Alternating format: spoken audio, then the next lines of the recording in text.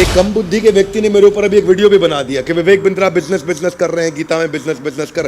भैया मेरे, तुम तो सुन लो पहले, भगवत गीता से जो चाहिए सब मिलेगा। ये कल्प वृक्ष है। आपको शारीरिक, मानसिक, आध्यात्मिक, भौतिक, सांसारिक, व्यापारिक जैसा जीवन सुधारने का सुधारें, क्योंकि भगवत गीता संपूर्ण है।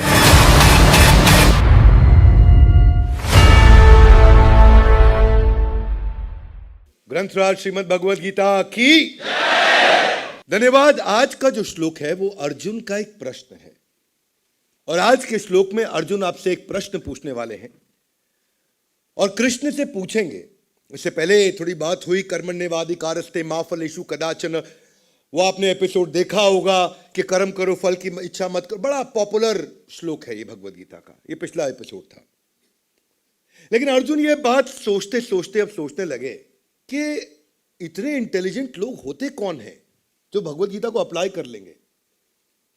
कहां मिलते हैं, कहां से आते हैं, कौन होते हैं ये, कैसे लोग होते हैं ये। तो अर्जुन के मन में एक प्रश्न आ गया कि भगवान आप ही से पूछ लेता हूं। दूसरे अध्याय का 54वां श्लोक, मेरे पीछे जरा श्लोक दोहराइए। अर्जुन उवाच स्थित प्रज्ञ सका भाषा समाधिस्थस्य केशवा स्थित धी किम प्रभाषेत किम आसीत व्रजेत किम। तो क्या कह रहे हैं अर्जुन? यहां पे कह रहे हैं कि हे भगवान, जरा मुझे ये समझाइए कि स्थित प्रज्ञा, जरा हाथ आगे लाइए अभी बड़ी, स्थित, स्टेबल, प्रज्ञा मतलब इंटेलिजेंस। ऐसा स्टेबल इंटेलिजेंस वाला आदमी होता कैसा है? अगर आप किसी लीडर को जानना चाहते हो, देखना चाहते हो, समझना चाहते हो उसका बिहेवियर क्या है, रतन टाटा, मुकेश अंबानी, गौतम भाई अडानी बिजनेस कैसे करते हैं, क्या उनका व्यवहार है, कैसे मुझे सीखना है उनसे। जिसको बिजनेस सीखना है वो बिजनेस सीख रहा है। भगवत गीता में सब कुछ सिखाया जाता है। एक कम बुद्धि के व्यक्ति ने मेरे ऊपर अभी एक वीडियो भी बना दिया कि विवेक बिंद्रा बिजनेस कर रहे हैं, गीता में बिजनेस कर। भैया मेरे, तुम तो सुन लो पहले, भगवत गीता से जो चाहिए सब मिलेगा। ये कल्प वृक्ष है। कम ऑन, क्या है ये? कल्प वृक्ष है। ऐसे मेरी इच्छा बिल्कुल नहीं होती किसी को जवाब देने की वीडियो के लिए, लेकिन भगवत गीता कल्प वृक्ष है। संपूर्ण है अपने आप में। आपको शारीरिक, मानसिक, आध्यात्मिक, भौतिक, सांसारिक, व्यापारिक जैसा जीवन सुधारने का सुधारें, क्योंकि भगवत गीता संपूर्ण है। Would you agree with me loudly? Yes no? भगवान ने यह भी बताया कि शरीर कैसे अच्छा करते हैं, भोजन क्या करते हैं। अरे अध्यात्म तो बहुत ऊंची चीज, भगवान ने सब कुछ बताया गीता के अंदर। बहरहाल आपसे चर्चा करते हैं कि स्टेबल इंटेलिजेंस का व्यक्ति, दूसरा अध्याय चल रहा है, वो कैसे बिहेव करता है। स्थित प्रज्ञ सका भाषा, कि ऐसा व्यक्ति वो कैसे बोलता है, उसकी भाषा क्या है, किस प्रकार बैठता है, किस प्रकार चलता है, वो होता कैसा है। अर्जुन पूछ रहे हैं उसकी। देखिए हर एक व्यक्ति की ना एक कुछ सिम्टम्स होते हैं। धनी व्यक्ति के लक्षण होते हैं, उस कुछ लक्षणों से पता चलता है कि वो धनवान कहलाता है। और रोगग्रस्त व्यक्ति के कुछ लक्षण होते हैं जिनसे पता चलता है कि वो रोगी है। ठीक उसी प्रकार विद्वान व्यक्ति के कुछ लक्षण होते हैं जिससे पता चलता है कि वो विद्वान है। उसकी वाणी उसका लक्षण है, उसकी वाणी से पता चलता है कि वो विद्वान है। ऐसे ही अर्जुन जानना चाहता है उसके क्या लक्षण है। वो व्यक्ति जो स्थित प्रज्ञ, स्टेबल इंटेलिजेंस, हर व्यक्ति को, पूरे भारतवर्ष नहीं पूरी पृथ्वी में सबको स्टेबल इंटेलिजेंस बिल्ड करनी है, इसलिए भगवत गीता की शरण लेनी चाहिए। तो कृष्ण इसका उत्तर देना शुरू करेंगे। श्री भगवान वाच प्रजहाति यदा कामान सर्वान् पार्थ मनोगतान्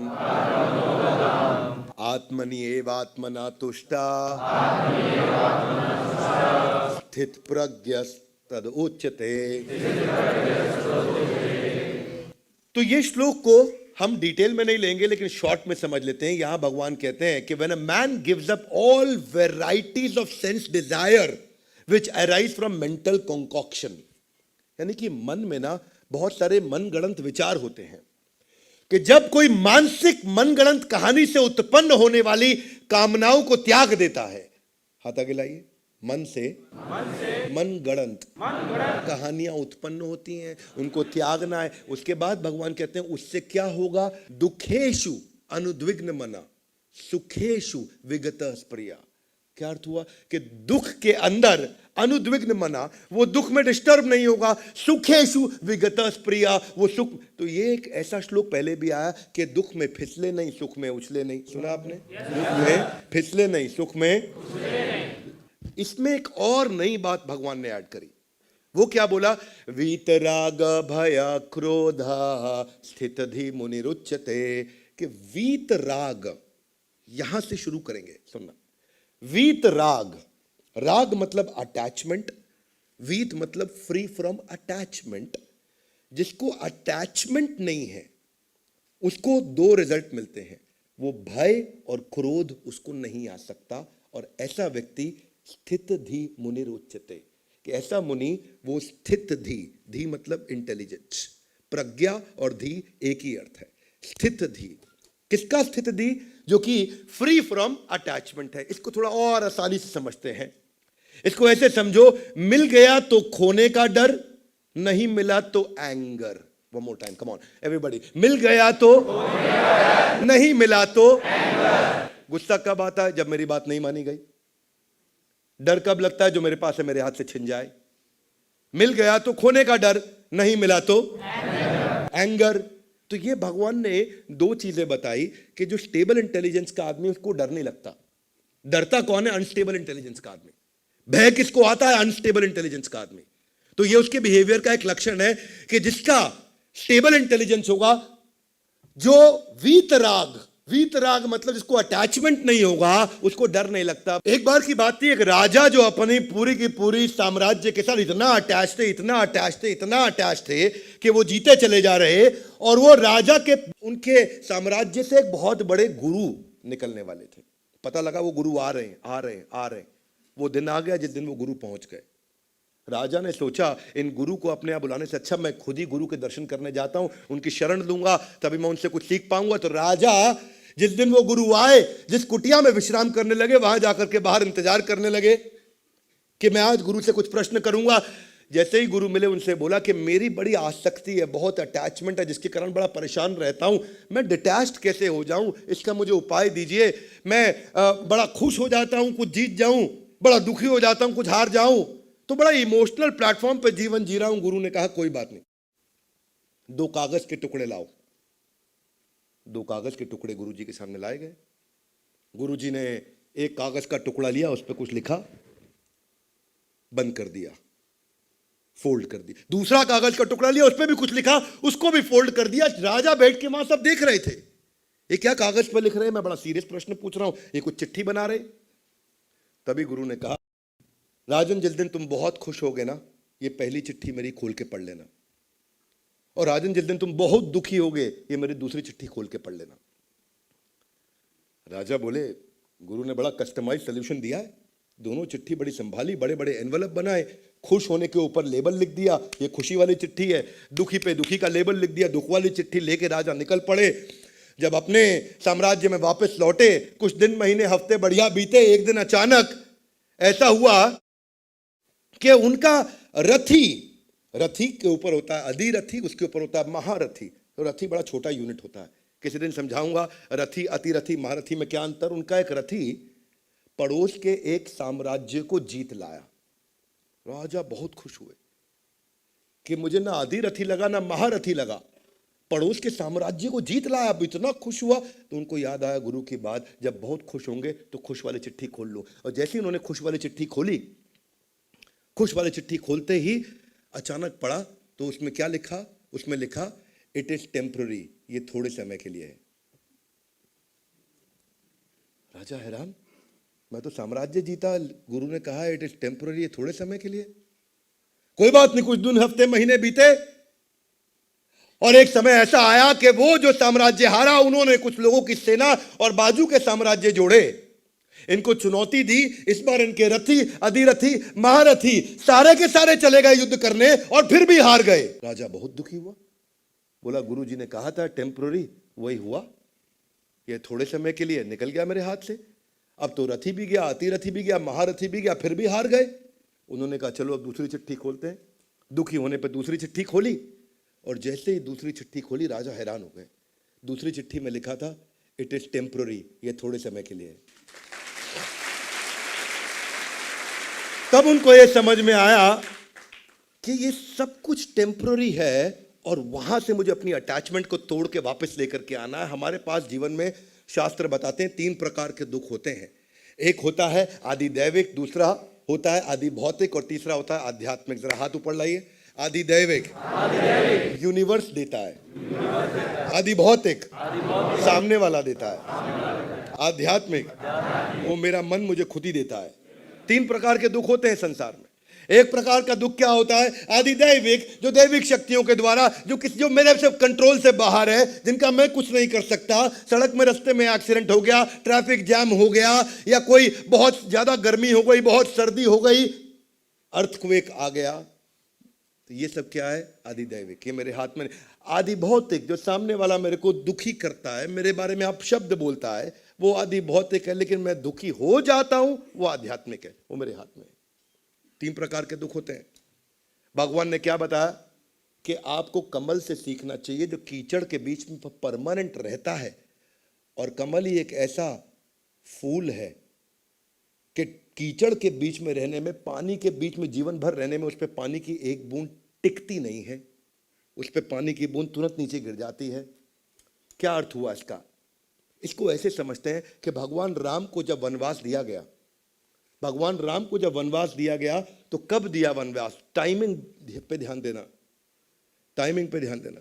ठीक उसी दिन उन्हें वनवास अनाउंस कर दिया गया, उससे पिछली रात चर्चा करके, जिस दिन he was about to get crowned as the king. जब उनका राज्य अभिषेक होना था, राज्य अभिषेक से जस्ट पहले उनको बोल दिया गया, अयोध्या से उनकी बहुत अटैचमेंट थी, पर राजसी सुख से उनकी अटैचमेंट नहीं थी। और दूसरे सेकंड उन्होंने 4 शब्द कहे।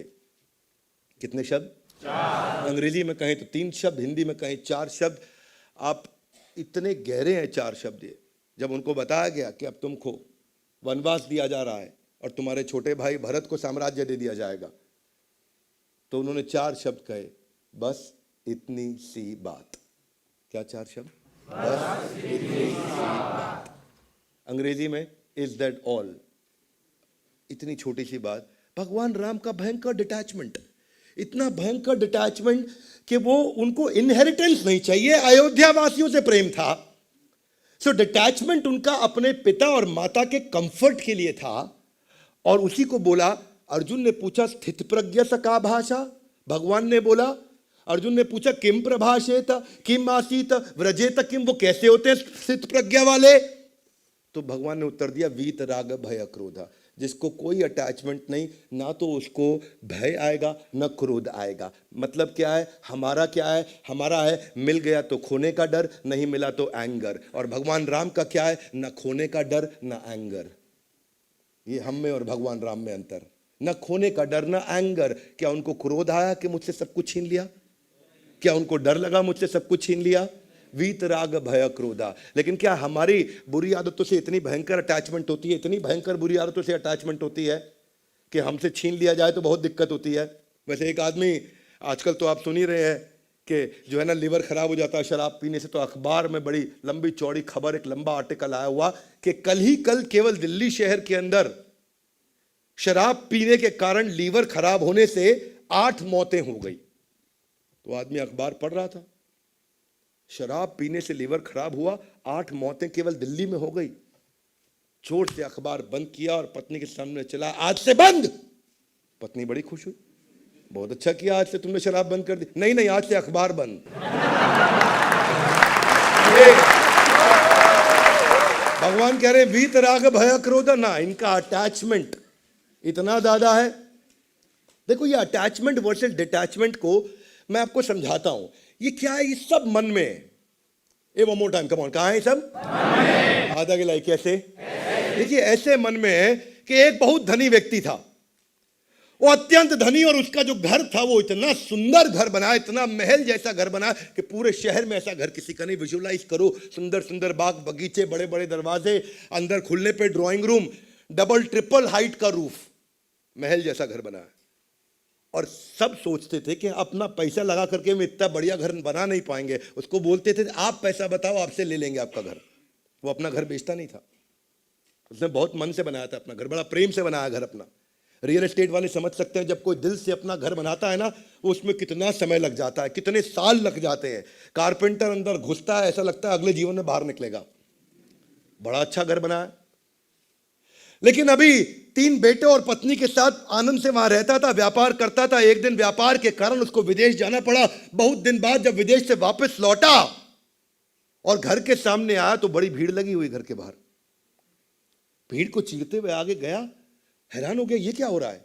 आग लगी पड़ी पूरे मकान में, और आग बढ़ती गई पूरा मकान जल गया उसका। और खड़ा होकर जोर जोर से रोने लगा, हे भगवान, ये क्या हो गया मेरे साथ? बाकी लोग तो देख रहे थे, उनका घर नहीं जल रहा, इसका घर जल रहा। ये रोने लगा, बहुत रोया। वहां पे अचानक भागता हुआ उसका सबसे बड़ा बेटा आया। पिताजी क्यों रो रहे हैं आप? बोला घर जल गया, रोऊंगा नहीं तो क्या करूं। मत रोइए। बोले क्यों? आपके पीछे से मैंने आपको बताया नहीं, ये मकान में एक आदमी आया, मुझे बोला मकान चाहिए, मैं कहा नहीं दूंगा। बोला चाहिए, मैं कहा नहीं दूंगा। बोला 2 गुना दाम, मैं कहा नहीं दूंगा। बोला 3 गुना दाम, मैंने कहा चल ले ले। आपके आने से पहले 3 गुना दाम पे मकान बेच चुका था मैं। पिता बहुत खुश हुए, बहुत खुश हुए। तू तो बहुत बुद्धिमान बालक निकला, तो 3 गुना पे मकान बेच आया। अब हमारा नहीं है, किसी और का जल रहा है। आराम से बाकी सैकड़ों लोगों की तरह देखने लगा। तभी दूसरा बेटा भागता हुआ आया। पिताजी आप आराम से कैसे खड़े हैं? बोले हमारा नहीं जल रहा है, उसका जल रहा है। अरे नहीं पिताजी, हमारा ही जल रहा है। बोले कैसे? बोला इसलिए जिसको बेचा है उससे खाली बयाना लिया है 10%, जली हुई राख का कोई 90% देगा नहीं। ये फिर रोने लगा, फिर रोना चालू। और अब बहुत लोग देख रहे हैं और ये रो रहा। इतना जोर जोर से चिल्लाने लगा, इतना जोर जोर से, हाय मेरा मकान जल गया, 10% पेमेंट आई है, 90% जल गया, मेरा मकान जल गया। इतने में भागता हुआ तीसरा बेटा आया। पिताजी रो क्यों रहे हैं? बोला मेरा मकान जल रहा है। नहीं पिताजी, अभी बताता हूं। वो आदमी इतना ईमानदार निकला कि मैं उससे अभी फोन पे बात करके आया। बोला किसको पता था मकान जलेगा? बोला कमिटमेंट इज कमिटमेंट। अब ये मकान जला होता या नहीं जला होता, मुझे पूरे पैसे देने थे, मैं अभी भी पूरे ही पैसे दूंगा और अभी लेकर के आ रहा हूं। वो वापस खुश हो गया। बोला किसी और का जल रहा है। इतनी सारी देर में बदला क्या? कुछ भी नहीं बदला। ना मकान बदला, ना आग बदली, ना वहां खड़े हुए लोग बदले, ना खरीददार, खरीदने वाला बेचने वाला बदला तो सिर्फ मन में भावना, ये मेरा है, ये मेरा नहीं है, ये मेरा है, ये केवल भावना बदल रही थी जिसके कारण वो रो रहा था। वही भगवान कह रहे हैं, वीत राग भय क्रोधा स्थित धीमो निरुच्यते। ये जो अगर भगवत गीता पढ़ लेगा तो जिंदगी से भय नाम की कोई चीज कंप्लीटली समाप्त हो चुकी होगी। कैसे एक इंसान फियरलेस बन जाता है, कैसे इंसान पावरफुल बनता है। ये आदमी आग अपने मकान जलने पर कभी रो रहा, कभी हंस रहा, कभी रो रहा। दूसरी तरफ महाराज जनक की कहानी सुनाता हूं। महाराज जनक अपने गुरु यज्ञवल्क्य के पास बैठे हुए थे और महाराज जनक मिथिला नरेश थे, मिथिला के राजा थे, और उनको इतना शक्तिशाली, ईमानदार और ऐसा एक इंटेग्रिटी वाला राजा माना जाता था। वो गुरु की शरण में बैठे हुए और तभी कोई आया, वहां सिपाही भागता हुआ और बोला महाराज की जय हो, एक बुरी खबर लाया हूं। बोले कहो। महाराज आपका पूरा महल जल गया है, मिथिला नरेश आपका पूरा महल जल गया है। और वो क्या जवाब में बोलते हैं? कहते हैं मिथिलायम प्रदग्धायम नाम किंचित प्रणश्यति। पूरा मिथिला का महल जलने पे भी मैं इतना सा भी कुछ नहीं खोया। Nothing do I lose even though my palace में बी कंज्यूम टू एशेस। हाँ, और फिर भगवान कृष्ण इनकी तारीफ कर रहे हैं। 3 अध्याय के 20वें श्लोक के अंदर भगवत गीता में एक ही राजा का नाम लिया, वो महाराज जनक का नाम लिया। क्यों? क्योंकि वो क्या कहते हैं कि जब मैं अपनी गुरु की शरण में बैठा हूं तो मुझे तीनों लोकों का सुख अपने आप मिल जाएगा। इसको बोलते हैं कंप्लीटली फ्री फ्रॉम डिटैचमेंट। वीत राग भय क्रोधा। मिल गया तो खोने का डर, नहीं मिला तो एंगर। और दूसरी तरफ महाराज जनक, ना खोने का डर ना ही एंगर। भगवत गीता में यही चर्चा हो रही है कि कैसे आप जब फियरलेस डिटैचमेंट के कारण बन जाते हैं। एक दफा जब 14 वर्ष का जब वनवास पांडवों को दिया गया था, पांडु लोग जब वनवास में चल रहे तो एक समय ऐसा था कि द्वैत वन में चल रहे थे। और द्वैत वन में चलते चलते महारानी कुंती को प्यास लगी। पांचों पुत्र, 5 पांडु पुत्र साथ साथ चल रहे, तो उन्होंने सबसे छोटे भाई सहदेव को बोला कि सहदेव तुम जाओ जरा मां कुंती के लिए जल लेकर के। सहदेव घूमता घूमता घूमता एक जलाशय को मिल गया। वो जलाशय पे पहुंचा, जलाशय पे पहुंचा, जैसे ही पानी पीने लगा, वहां एक बगुला पेड़ पे बैठा और बोला, सहदेव रुक जाओ। उसने हाथ जोड़ा, बोला क्यों रुक जाऊं? बोला तुम्हें मेरे प्रश्नों का उत्तर देना होगा, नहीं तो जल पीने से तुम बेहोश। बगुले को देख के सहदेव हंसने लगा, उसने जल पी लिया, बेहोश हो गया। ये कथा सब लोगों को पता होगी, कई लोगों ने सुनी होगी कथा ये, पर इस कथा में था क्या? युधिष्ठिर वेट करते रहे, सहदेव नहीं लौटा तो नकुल को भेजा, नकुल नहीं लौटा तो भीम को भेजा, भीम नहीं लौटा तो अर्जुन को भेजा, और चारों के साथ यही हुआ। उस बगुले ने बोला मेरे प्रश्नों का उत्तर दो, नहीं तो तुम मारे जाओगे। उन्होंने बगुले पे ध्यान नहीं दिया, जल पीने लगा और चारों बेहोश हो गए, वहीं खत्म हो गए, चारों की मृत्यु हो गई। महाराज युधिष्ठिर हैरान हो गए, चारों भाई लौटे नहीं। मां कुंती को कहा, मां कुंती आप जरा यहीं बैठिए, आराम करिए, मैं तुरंत आया। ये भी नजदीक का जलाशय वही था, वहां पहुंच गए। जैसे ही पहुंचे चारों भाई इनको दिखे, और तभी आवाज आई एक बगुले की, बोला मैं यक्ष हूं। युधिष्ठिर जो तुम्हारे भाइयों के साथ हुआ वही तुम्हारे साथ भी होगा अगर तुमने मेरे प्रश्नों का उत्तर नहीं दिया तो। महाराज युधिष्ठिर ने प्रणाम किया, बोला पूछिए आप मुझसे क्या पूछना चाहते हैं। महाराज युधिष्ठिर में कोई भय नहीं, पूछिए मुझसे क्या पूछना चाहते हैं। तो हे युधिष्ठिर, एक एक करके उन्होंने कई प्रश्न पूछे कि सबसे बड़ा आश्चर्य क्या है संसार में। बोले अहानि अहानि भूतानि यमालयम गच्छन्ति पश्यन्नपि न पश्यन्ति। कि अहानि अहानि भूतानि, सब लोग आ रहे हैं जा रहे हैं, आ रहे हैं जा रहे हैं संसार में। यमालयम गच्छन्ति, सब यम आलय यानी कि यमराज के आलय यानी उनके घर भी जा रहे हैं, लेकिन फिर भी पश्यन्नपि न पश्यन्ति, कोई भी देख के भी नहीं देख रहा है कि मैं भी मरने वाला हूं। हर एक को लगता है ये मरा लेकिन मैं नहीं मरूंगा। एक एक करके उन्होंने कई प्रश्नों के उत्तर दिए युधिष्ठिर ने। यक्ष उनसे प्रश्न पूछते गए, युधिष्ठिर उनको उत्तर देते गए।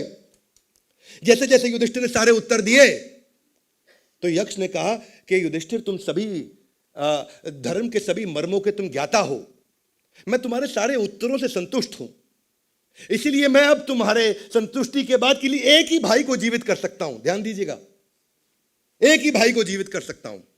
तुम्हारे भाइयों ने मेरी बात पे ध्यान नहीं दिया था, इस संतुष्टि के कारण बताओ किसको जीवित करूं।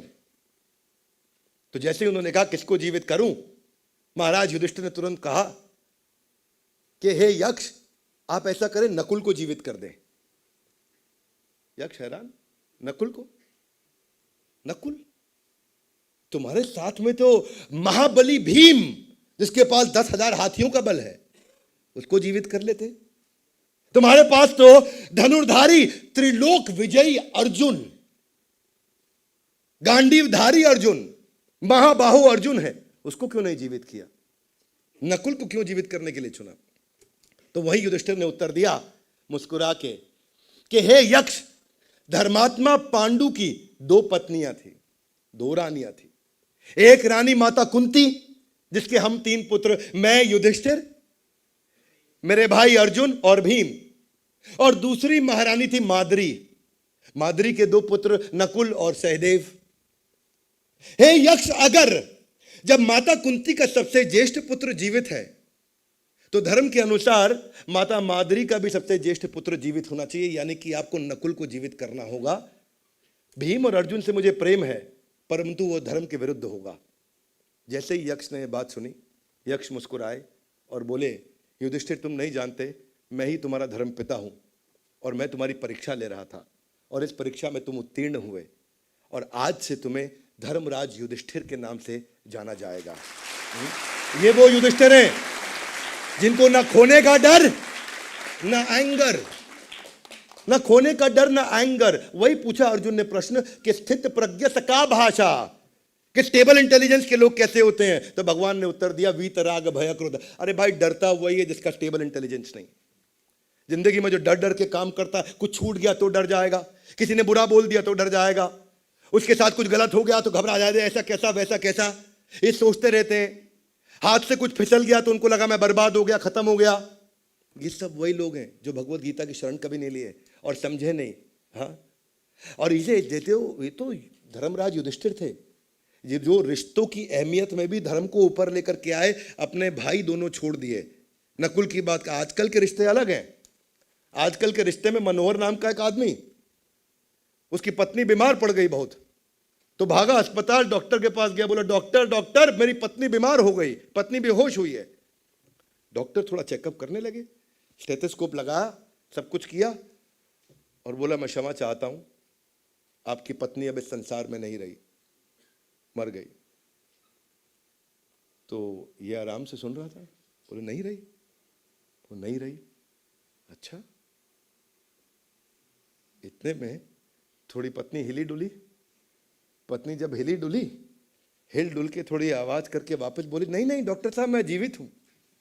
जैसे ही बोली मैं जीवित हूं, पति बोला चुप कर, तुझको ज्यादा मालूम है या डॉक्टर को ज्यादा मालूम है?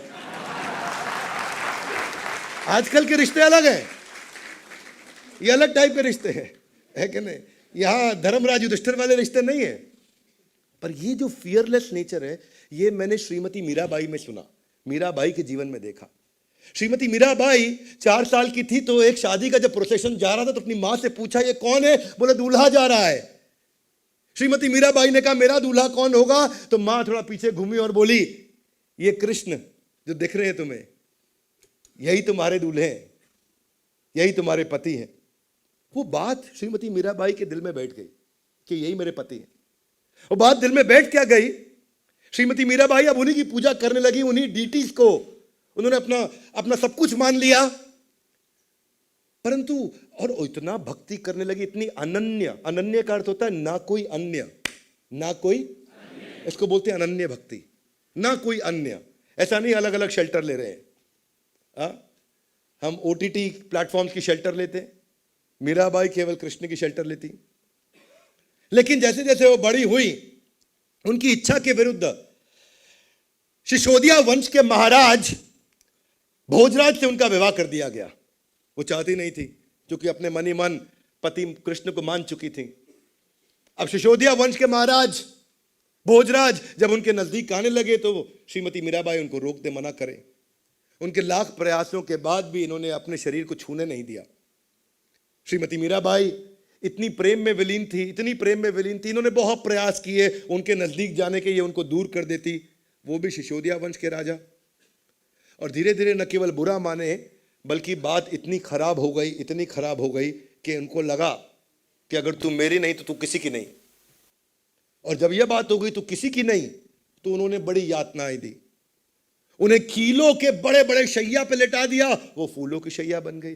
छत से ऊंची नीचे धक्का दे दिया तो ऐसा फूलों का गद्दा बन गया जिस पे वो गिरी। जब उनको फूलों की टोकरी के अंदर बड़ा कोबरा सांप भेजा तो वो भगवान कृष्ण की मूर्ति में फूलों से लिपटे हुए परिवर्तित हो गया। जहर का प्याला पिलाया तो वो अमृत बन गया।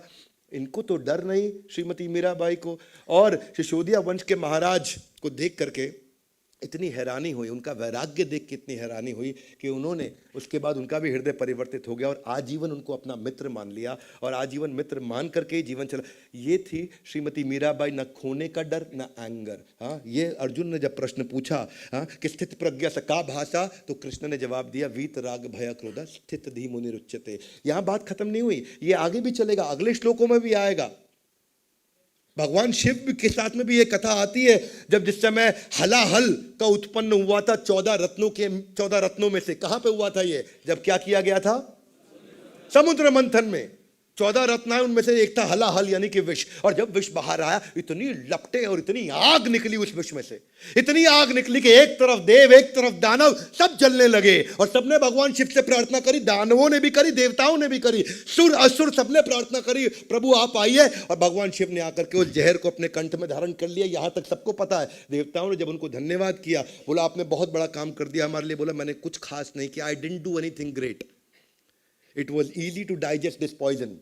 इस पॉइजन को डाइजेस्ट करना आसान है, परंतु इस पृथ्वी के जीवन में जो अनुभव करने से जो विष सामने आता है, और किसका? भय और क्रोध का, उसको डाइजेस्ट करना असंभव है। और उसी को भगवान कृष्ण ने भगवत गीता में बताया। जो भगवान शिव ने करके दिखाया, उसको भगवान ने एक्शन में बताया। इसलिए हम बोलते हैं come on Gita in now everybody, come on Gita in. ये इस संसार में भी आपको ऐसे बहुत लोग मिलेंगे। ये केवल ऐसा नहीं देवी देवताओं की कथा सुना। थॉमस एल्वा एडिसन के बारे में सब जानते हैं। 1914 की बात थी, उनकी सबसे बड़ी फैक्ट्री न्यू जर्सी में आग लग गई और आग इतनी भयंकर लगी, सब धू धू के जलने लगा। एडिसन बाहर खड़े होकर हंसने लगे जोर से, अपने बेटे को बोले, तुमने ऐसी आग देखी है? बोला नहीं देखी। बोला नहीं देखी ना? बोला नहीं देखी। सबको इकट्ठा करके लाओ, अपनी माँ को और अपने दोस्तों को, उनको भी दिखाओ, मैंने भी ऐसी आग नहीं देखी। बोला पिताजी आप खुश हो रहे हैं? बोला हाँ खुश हो रहा हूँ, क्योंकि हमारी सारी गलतियाँ यहाँ जल के बर्बाद हो जाएंगी। बेटा हैरान हो गया, सारी गलतियाँ जल के बर्बाद हो जाएंगी। और वही इतना बेटा कंफ्यूज था, और वही उन्होंने आग लगने के बाद जब जाकर के न्यूयॉर्क टाइम्स को इंटरव्यू दिया तो बोला मेरी गलतियाँ जली हैं, फैक्ट्री नहीं जली है, फैक्ट्री यहाँ पे है। मुझे इस सब गलतियां जलने से थोड़ी डर लगे, गलती जलने से मैं खुश हो रहा हूँ। और अगले 2 साल के अंदर $1 मिलियन वाली कंपनी को उन्होंने $10 मिलियन 2 साल में कन्वर्ट कर दिया, क्योंकि उन्होंने वादा किया था आग बुझते ही मलबा हटा के मैं वापस जुट जाऊंगा। ये है वीतराग भय क्रोधा, न खोने का डर और न एंगर। जो डिटैच्ड व्यक्ति है ना, वो संसारी हो या देवी लोक से आ रहा हो, उसको किसी का डर नहीं। ये आदमी डरता तभी है जब उसको अटैचमेंट होता है। वही गौतम बुद्ध ने भी बताया कि अटैचमेंट ही सब चीज़ों का कारण है, इन सारे दुखों का कारण है। और अगर ये सीरीज में चलेगा भी, आगे भी भगवान और बताएंगे कि स्थित प्रज्ञ का भाषा। इसीलिए गीता इन एक्शन के सारे एपिसोड देखिए, अपने बच्चों को दिखाइए, अपने मित्रों को दिखाइए गीता इन एक्शन। ये हमारा एक ऐसा प्रयास है जहां पे हम आपको ये वो सारे के सारे गुण जो भगवान कृष्ण ने बताए हैं, अमानित्वम, अदम्बित्वम, अहिंसम, शांतिरार्जवम, वो सारे के सारे गुण व्यक्ति विकसित कर सकता है और जीवन के हर हिस्से में अपनी सफलता को प्राप्त कर सकता है। न केवल आध्यात्मिक जीवन परलोक, बल्कि इस लोक को भी सुखी बना सकता है। गीता इन एक्शन के सारे एपिसोड्स को देखने के लिए, इस वीडियो को पूरा समझने के लिए वीतराग भय क्रोधा